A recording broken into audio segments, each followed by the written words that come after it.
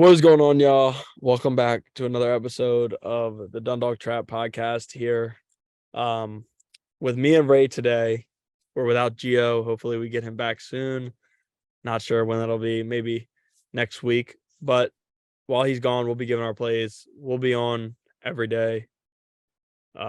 Just giving our plays, and then we'll do Friday will actually be the NFL day this week. Last week we couldn't, but this week we will have NFL plays for the weekend. Especially with it being a big weekend in the NFL. And we'll have some bowl game plays as the week goes on because there's a ton of bowl game plays. Actually, we can do Friday, we can do two college football playoff bets too, Yeah. because that's on Saturday and we won't be on Saturday. But before we start, how are you doing today? I know we've been kind of watching the game ahead of us and talking about our best, but how are you doing today? Yeah, I'm pretty good. Wish we had our third guy here, but it's all good. Hoping Wisconsin pulls this out though. But glad college basketball is back tomorrow. It's been tough with these small slates because the NBA and NHL just doesn't do it for me, but hoping Especially to with be Gio's back. NHL plays. We had a good finish to the week last week, good NFL slate, so hoping we can keep that rolling. Yeah. Our record is getting back to where it was when we started. Because like our Twitter plays last year when we were doing them with baseball were good, and then we got off to an extremely rough first three nights, or Yeah, like couldn't no, I get think it was the much first 4 worse. nights. Yeah, 1-8 to start and being down 7 units is like as bad as it gets. And then the next day, I think we were like one over, one under, which was another bad day. And then the next day, once again, we were like four under. But NFL, we've been better with, and we haven't been consistent enough posting. So now moving forward, no matter what, we'll be on. We'll have at least two people. We'll have at least 2 or 3 plays per day. I would say for the next few weeks, unless something comes up where somebody can, or like one Yeah. of two of the 3 people that we have can't do it. But I'll start. My first play of the day is Alabama -2. I like this a lot. I'm a little worried because it might be a public play, but Alabama has a much tougher schedule versus Mississippi State, who's coming off a loss to Drake. Bama's been really good this year. They played Michigan State, Gonzaga, Houston, UNC, and UConn, where Mississippi State hasn't really beat anybody. I think they beat Marquette, who wasn't ranked at the time. They went up to 24, I think, and then lost to Providence last week, and now they're out of the rankings again. Mississippi State supposedly has this game as a sellout. The crowd's going to be crazy, but I think Nate Oates prepares his team for games like this and has a lot of big-time players. Brandon Miller has been one of the best players in the SEC so far, I would say, and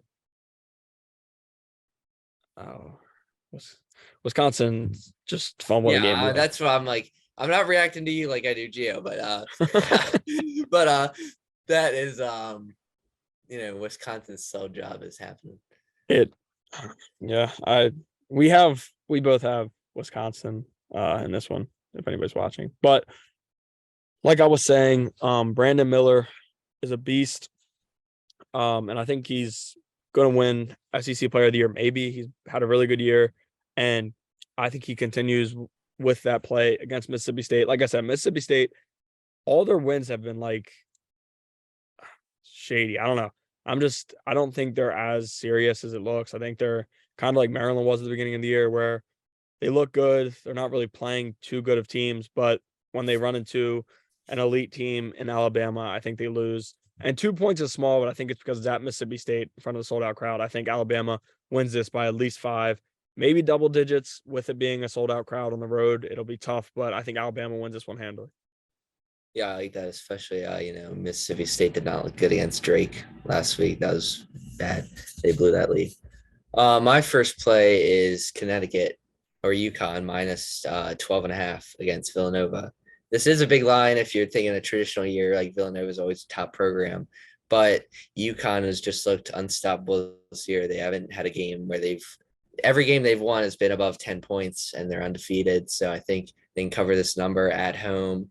They're balanced. They score 85 points a game. They play good defense. They play hard throughout the whole game. So I don't think, backdoor coverage should be an issue here. They have like so many options to no go. Who else they got? They got Hawkins. yeah, Hawkins, Caravan. I mean, and Villanova has no options really. I mean, they Dixon and Whitmore are good, but not the traditional. Ooh, yes. Um, sorry. But yeah, so I think they can handle this at home. It's a big game. UConn and Nova always have that rivalry in the Big East. So I think they'll sell the place out and should handle business. Yeah, I think UConn's number one in college basketball against the spread. I'm pretty sure. I think they're like, I mean, they win it like they win every game and they keep playing. They don't bring out their team, so they should hopefully win this by a lot. yeah, I like that. My next play, moving to college football, Duke minus 3.5. Taking Ray's school. John Reese Plumlee's not good. I'm not a fan of him for UCF. And I think Riley Leonard has actually played well. They're both a similar quarterback in terms of both kind of being able to run the ball and throw the ball. But I think Jordan Moore in his home state has a big game. He's like the number 2 receiver for Duke. And like I said, Riley Leonard's went over 250 yards in 3 straight games. Duke is the better team in my opinion. They had better competition all year as UCF played in a kind of mid AAC. And Duke's 8-4 against the spread. Like I said, I think they're the better team.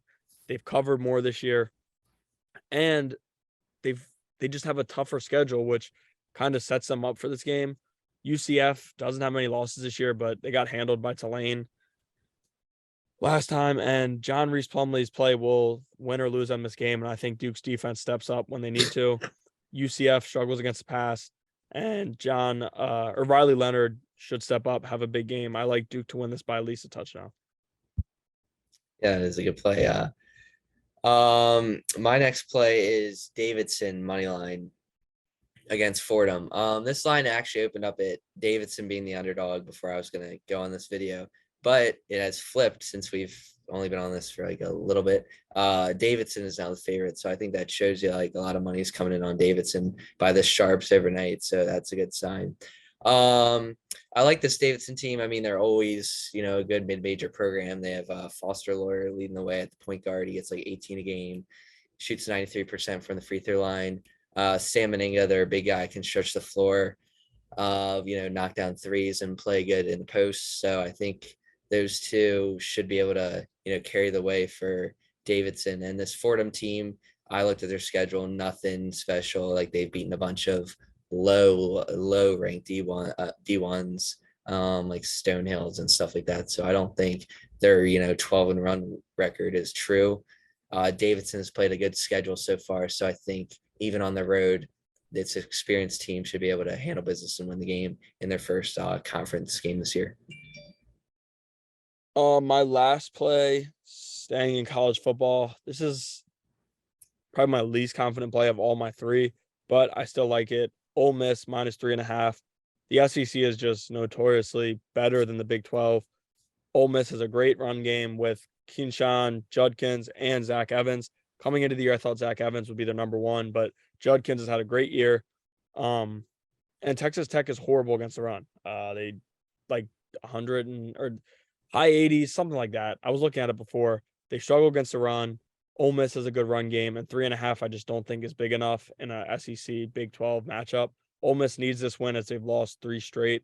Lane Kiffin, for everybody that likes or dislikes him, is going to go out there and try to prove a point. He wants to win bowls. He wants to make his team look good. So I think they'll try to run the score up no matter what the score is. They won't sit on a lead, and they'll try to run this one up, especially against a Texas Tech team who can give up 40 plus points a game, but they can also score 35 to 40 points a game. So I think Lane Kiffin will try to run this score up here.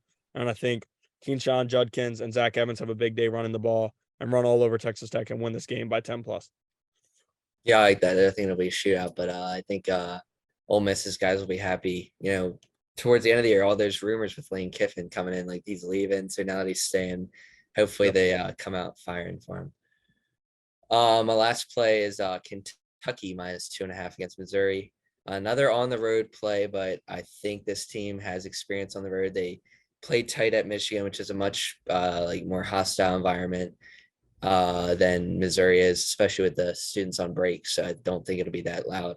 Missouri is a quality team. I mean, they have their like only losses against Kansas, which is their only real good opponent in my eyes. They just came off the win against Illinois, which played horrible. I had Illinois, and they shit the bed. They played horrible from the start.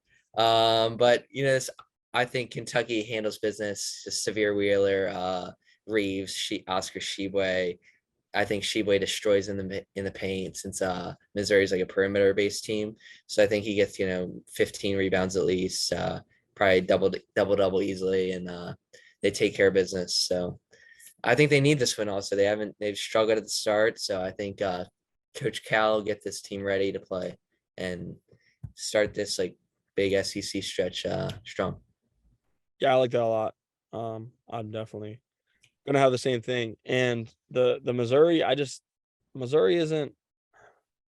They've got a really good schedule and they're playing well. The Illinois win was a big one, but like against an elite opponent in Kansas, they literally lost by like 25 or Yeah, that was at home 30. too. So I Right. think I don't two. I think that's way too small of a spread. But those are always the games that yeah, kind hurt of us. shock you. So we'll see. But that is it for this episode. We'll be back again tomorrow. Same thing, probably just us two. We'll see. Maybe we have three, but it'll be interesting to see, kind of what we are moving forward this week. Next week, I think we'll definitely have all three. But not sure. And NFL will be on tomorrow's plays. So we'll have Thursday night football because we're good. We're good in NFL right now, 5-1 in our last 6. And NFL has been much better than basketball as a whole for us. But like I said, that is it. Tune back in tomorrow for some more plays and a few NFL plays with Thursday night football coming up.